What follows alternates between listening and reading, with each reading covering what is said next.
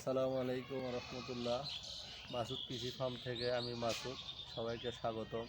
আমি একটা আপনাদের টিপস দেব যে আমার মরিচের ক্ষেতে পাতা কুঁকড়ানো রোগ, যে এটাই বেশি সমস্যা।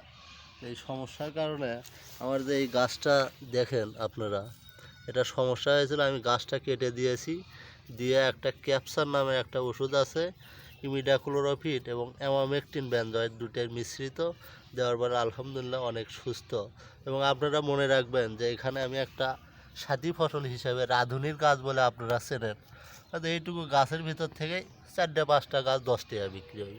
কৃষক কোনো ক্ষেত্রে লস করা যাবে না, সাথী ফসল হিসেবে কিছু না কিছু করেন, ইনশাল্লাহ আপনারা উপকৃত হন। এই যে দেখেন আলহামদুলিল্লাহ আমার মরিচের গাছ একই স্বাদের গাছ, অথচ এটা কুকড়ে গেছে। আমি তা ঠিক করার জন্য ট্রিটমেন্ট করছি। ইনশাল্লাহ আপনারা দোয়া করেন যাতে আমি ফলাফল পাই, আপনারা ওই হিসাবে ট্রিটমেন্ট করেন। আসসালামু আলাইকুম।